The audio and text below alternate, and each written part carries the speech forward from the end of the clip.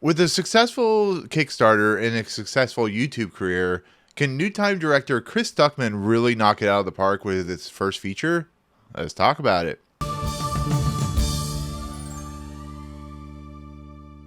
What's going on, everyone? Welcome to a non-spoiler filled discussion of Shelby Oaks. This is directed by, of course, Chris Stuckman. Okay, so Shelby Oaks is a half mockumentary, half feature film from director Chris Stuckman, who is a YouTuber.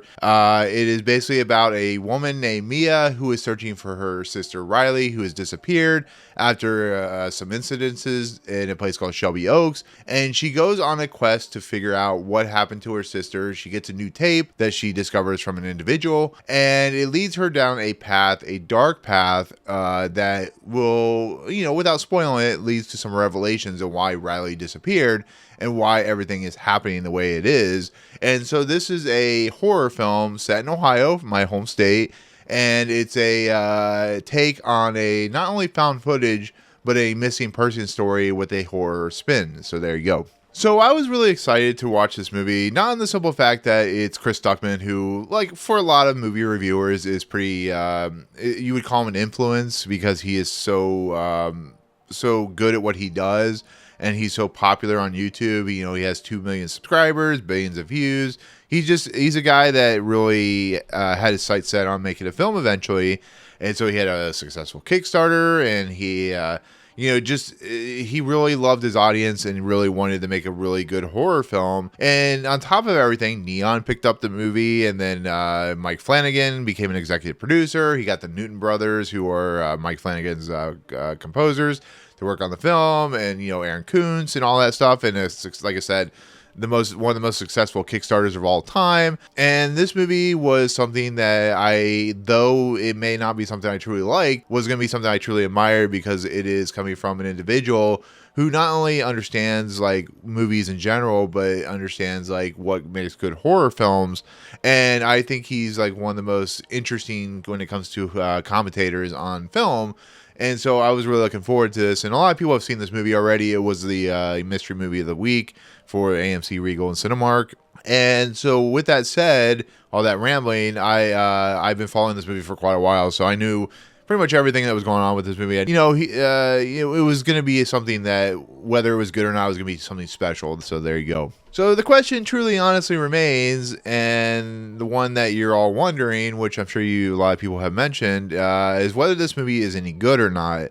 And for my honest review, I will say that Chris Stuckman has quite a good head above his shoulders when it comes to filmmaking. He understands what makes good, interesting shots.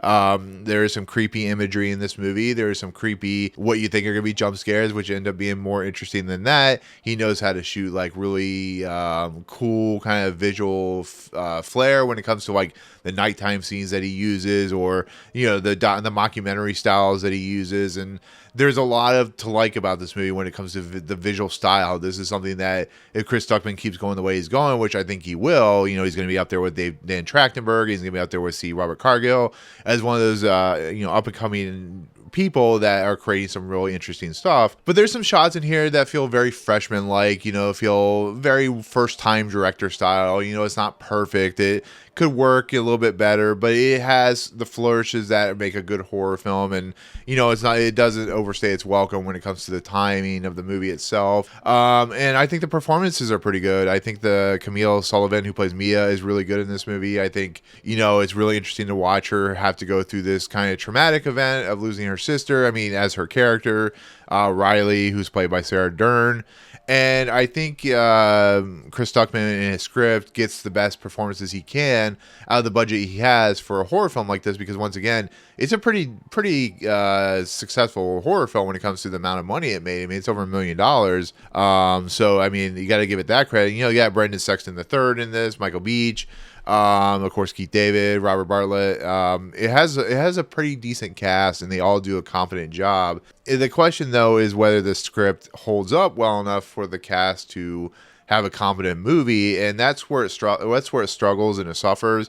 And I don't blame, Chris Stuckman did the best he could. It's his first time movie, so I give him a lot of credit because there are so many great things here when it comes to like the cinematography and the filming and the mood and atmosphere and the scares and stuff like that. But I do think in the hour and 40 minutes, the hour and 30 minutes or whatever it is, I think there are shots in this movie that go on way too long. There are repeats of shots. I think the character's motivation, especially Mia's motivation, gets a little it gets a little hamstrung, and it gets a little not believable, and I think that kind of falters just on the fact that it feels like a first time director script. And once again, there's a lot to like about this movie. I'm not faulting it for that, but you have to look at it from a story perspective. And I think the clues and the objectives that Chris Stuckman is playing out here struggle to meet what it's very ambitious, and it struggles to meet that ambitiousness and stuff like that.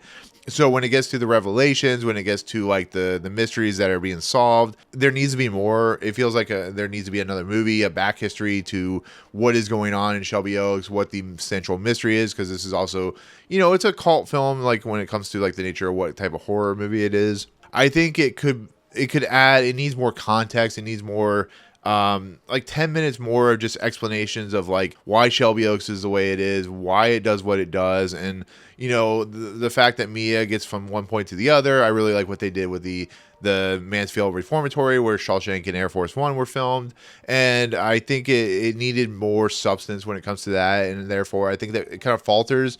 So it's very flawed when it comes to its storytelling aspects and when it comes to its script. But once again, I have a lot of respect for what Chris Stuckman is doing here, because he's taking what is based on a story or an event or podcast or whatever it is, and is trying to flesh out, doing a Blair Witch Project, or like any horror film of like the cult style, and is trying to put his own spin on it. It just comes off a little pedestrian. It comes off, there's a lot of lacking, and I wish it dealt more into like the lore of what's going on in this world and stuff like that. So therefore, it does struggle in that aspect. But I can't deny that I still enjoyed this movie. I still had fun with it. It's not like a top 10 of the year or anything like that, but it's definitely a confidently made horror film, which is some flaws, which horror films have. But there is a level of excitement for what Chris Stuckman can do, and I hope he has a very successful career, because if this is his first film, I can only imagine what's going to happen when he gets better and better and he starts learning more and more, because clearly he is very talented at what he does. And,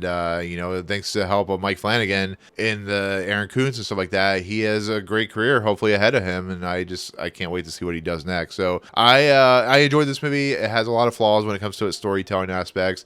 The visual effects they are what they are. They're not great, but they're entertaining. But yeah, I recommend it. I definitely think you should check it out, because give Chris Stuckman a lot of love, because he definitely deserves it. So this is not like a love fest for Chris Stuckman. I'm just saying the guy worked hard on this film for like 3 or 4 years, and I think he deserves it. And I think a lot of first-time filmmakers definitely deserve that love too. So there you go. That's going to be my take on Shelby Oaks, which is going to be in theaters nationally, which is very cool. So there you go. Anyways, with that said, that'll do it. That'll be my take on Shelby Oaks. I do appreciate you watching. Comments below. Are you planning on seeing this movie? What do you think of, if you know of Chris Stuckman as a YouTuber? What do you think of his reviews? Tell me what you think. So there you go. Anyways, with that said, if you like what you see on this channel, hit the subscribe button to join Movie Emporium.